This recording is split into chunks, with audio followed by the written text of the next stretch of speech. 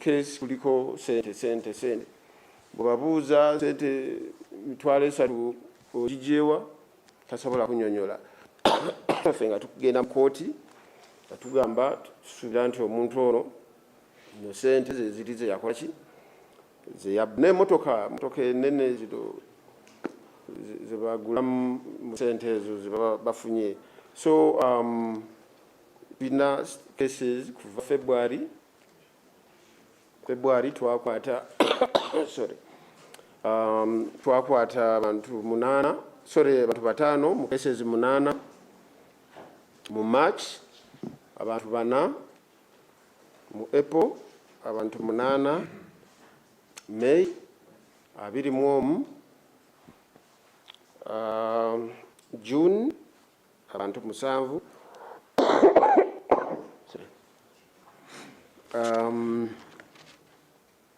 July, abantu 10 ba suspects. Then August twakakwatako ne exhibits recovered. So ebale nnyo.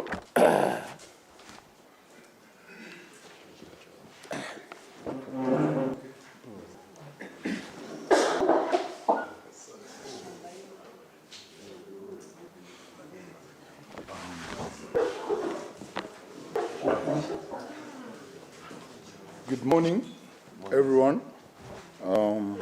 My name is David Sebagala. I work with the Ministry of Energy and Mineral Development under the Department of Mines as a Senior Inspector of Mines. I am going to be very brief because we have already taken a lot of time. As a Department of Mines, what we do is we administer the provisions of the Mining and Minerals Act of 2022. Ours is a role of supporting the minister who is the licensing entity, the Minister for Energy and Mineral Development.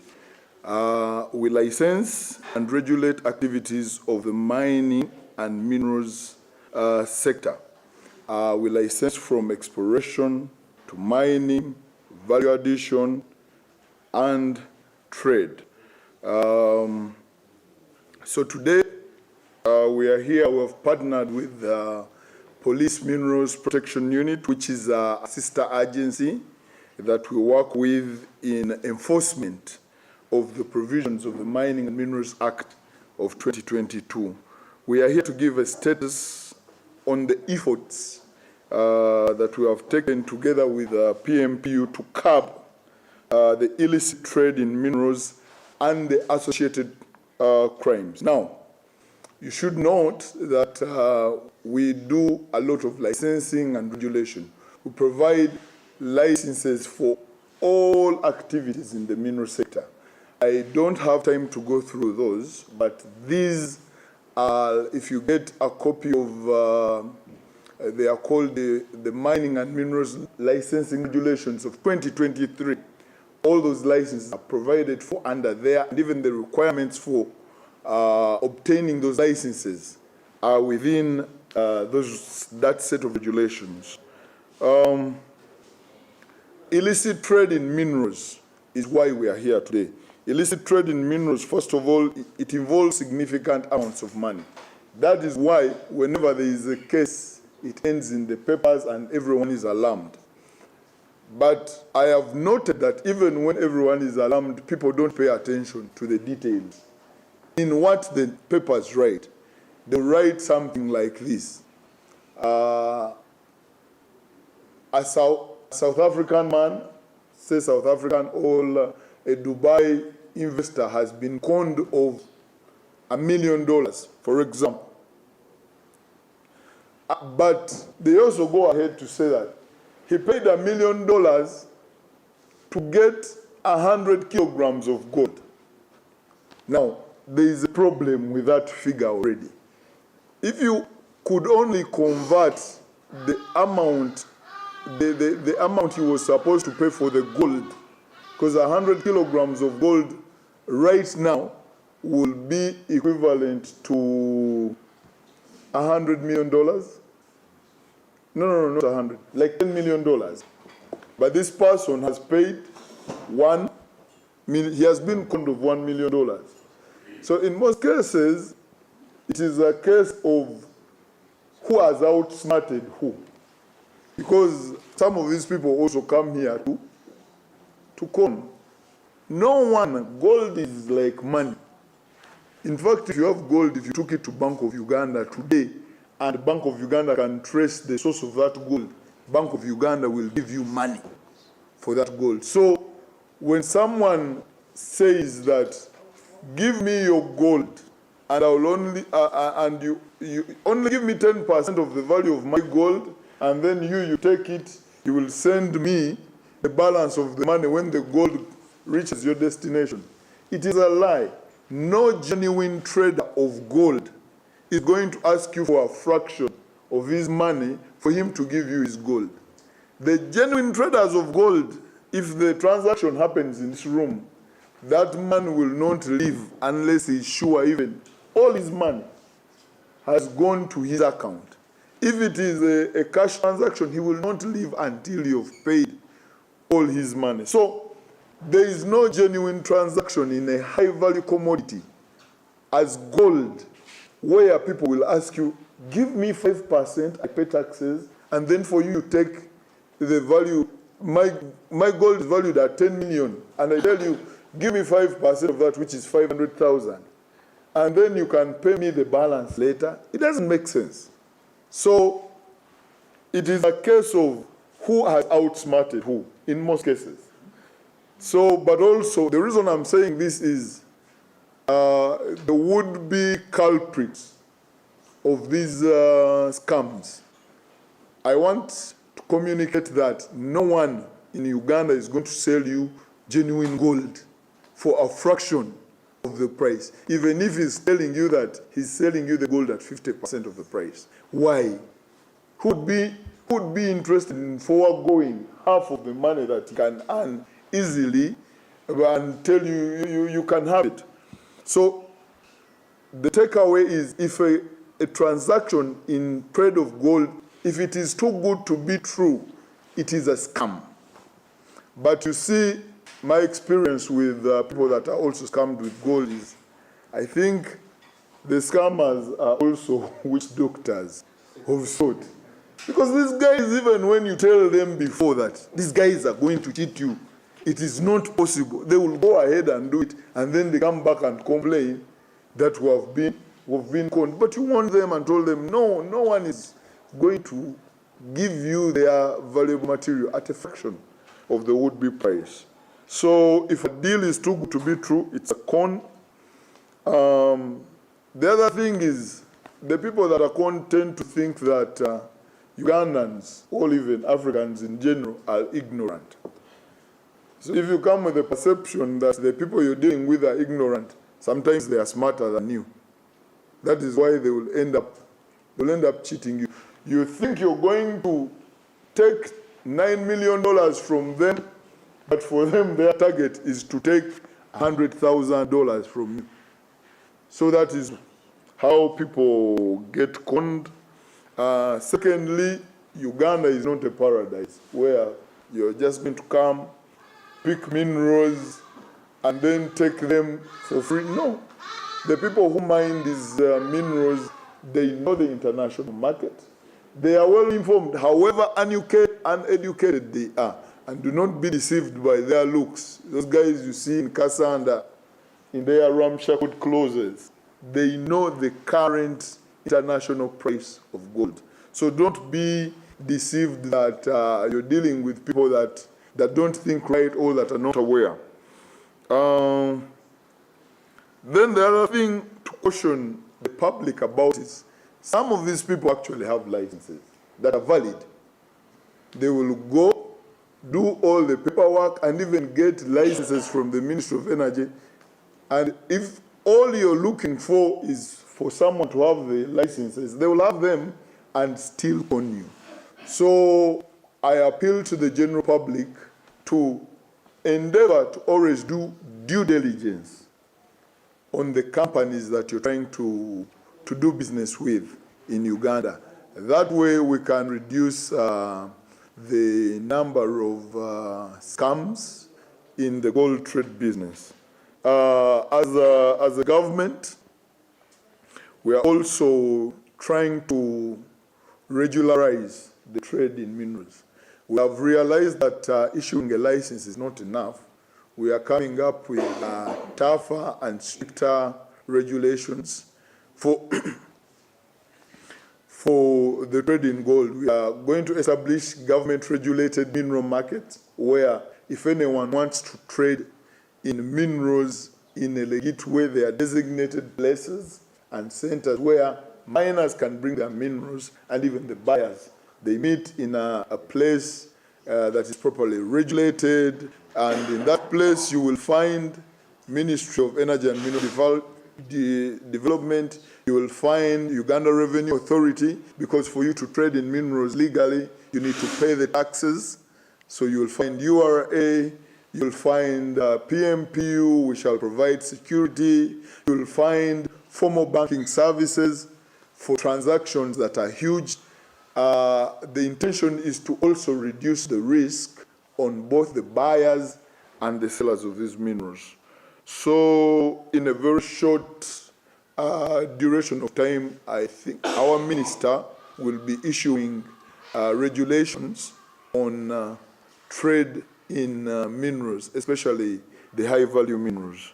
I think unless there are questions, I want to end my submission here. Thank you.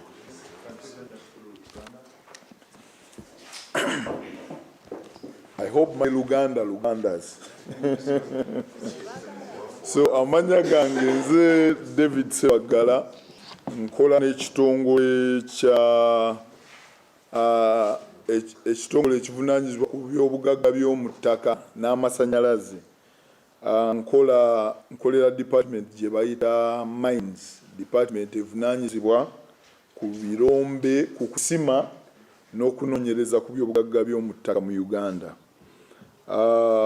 Ekitongole ekyo kigaba license ez'okukola ekintu kyonna ekivunaanyizibwa ekikwatagana n'ebyobugagga by'omu ttaka, kube kunoonyereza oba okusima oba okugattako omutindo oba okutunda n'okugula n'okufulumya ensi oba okuyingiza mu Uganda. So ekitongole ekyo kyaba licenses ezikola ebyo byonna. Leero tuzze nga tukwataganye n'ekitongole kyaffe kye bayita Mineral Protection Unit, Police Mineral Protection Unit. Bano tukola nabo nga enforcement, be batuyambako ku enforcement y'amateeka agafuga ebyobugagga by'omu ttaka. Leero tuzze bawa update ku biki bye tukoze okulaba nti tujjawo obumenyi bw'amateeka obuli mu kutunda n'okugula ebyobugagga by'omu ttaka okutakirizibwa mu mateeka. Nga we muwulidde omukulu wa PMPU atuwadde brief biki bye bakoze na biki bantu bameka be bakutte, emisango emeka egiroopeddwa era ne bagikolako, misango emeka gye batutte mu kkooti, bintu ki bye bawambye na ssente mmeka ze bakomezzaawo okuddiza abo be zaali zibiddwako. Okutunda n'okugula ebyobugagga by'omu ttaka naddala zaabu mu luzungu bayita gold kulimu ssente nnyingi. Kyekyo lwaki buli keesi ebeera reported abamawulire ne bagigwako esasamaza, naye okusasamaza okwo ssente public zeeraba kubanga ffe tetuli nsingagga nnyo. Ssente ze tulabanga ennyingi, tetutera kutunuulira ssente zandivudde mu gold gwe baba babbye gwaba yaza okugula. Ekyokulabirako nti omuntu asobola okujja n'asasula emitwalo gya $, ne bamubba emitwalo gya $10 oba akakadde ka $1 kamu. Ezo ssente nnyingi kuffe ng'Abannayuganda, naye ate osoma mu mawulire n'ogezaako okulaba obungi bwa gold gwe yazze okutwala, ogenda osanga nga eyabadde akimye gold w'obukadde 10, actually kino amawulire kye galina okuwandiika nti eyabadde akimye gold w'obukadde 10 bamubyeko emitwalo 10 oba bamubyeko akakadde kaki ka $. Kitegeeza muba mukitadde perspective abantu basobola okutegeera kyekyabadde kigenda mu maaso. Ebiseera ebisinga bombi agula ne gwe bagulako bombi buli omu aba alina gwayagala okukola ki okubba. Kyekituufu kyakyo nti oli ajja nga amanyi ngenda sasula $1,000,000 bano mbabbeko gold wa $9,000,000 we natuuka eri nga nzija kaki amasimu gange tebajja kuddamu kumpulira. Naye ate waliyo n'ababeera genuine nga ze gula gold nga tazze na intention ekola ki ebba, naabo gye bali. So amagezi getuwa abaagala okugula gold abali wabweru eyo abali mu public oba abali weru w'eggwanga, ojja okugula gold teri agenda kukuguza gold wa akadde kamu agambe mpaaka $5,000. Omuntu ngaguza gold ng'ali genuine nga si mufere, sente ze zonna ayagala ozimuwe nga tonnakola ki tonnavaawo. Ate tagenda kukkiriza byampeere mukankuweereze kuweereze gold wange omala omufuna ompeereze sente. Nedda, transaction eyo eyina kugwera mu kifo awo muli mubaawo nga gwe otute gold wo nga naye atutte ki sente ze. So buli woolaba nga oli agamba mpaako sente zisasula musolo gwokka then iwe nsasula omusolo nkuweereze gold, oyo mubbi akulimba. Ekyo tekiriyo. Ekirala kye nandyagadde public emanye nti abaddugavu tebabalimba n'endabika yaabwe. Abasajja abazima gold wano oba abamutunda tebakulimbisa endabika yaabwe n'olowooza nti basiru oba tebategeera. Bategeera bulungi, bamanye ebbeeyi ya gold oyo ku katale k'ensi yonna. Ne woba ogenze wansi nnyo mu byalo abamusima bamanye ebbeeyi y'akatale k'ensi ku lunaku olwo, because gold ate ye bamutradinga buli ssaawa, ebbeeyi yeekyuka buli ssaawa.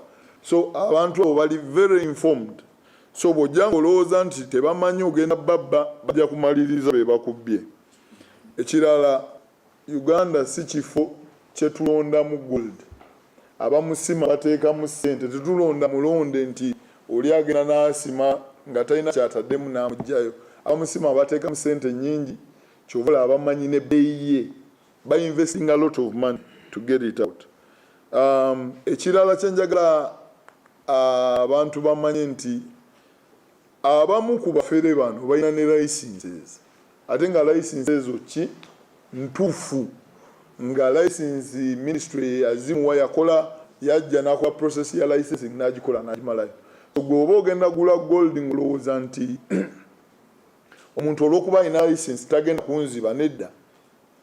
Olina okukola omuzungu kyayita due diligence oba okunoonyereza. Noonyereza ku muntu oyo gw'ogenda okugulako gold wo omanye nti byakutunza bituufu. Ekirala, do second checks. Mu offices zaffe baagala kujjayo nga bamaze kola ki? Bamala babba ne balyoka bajja mu office ya government. Nga tonnagula genda mu office ya government yogera n'abakungu abaliyo, bajja kukubulira, bajja kuluŋŋamya ku ki ekyokukola. N'ebigambo bye bingi, mwebale nnyo okumpuliriza.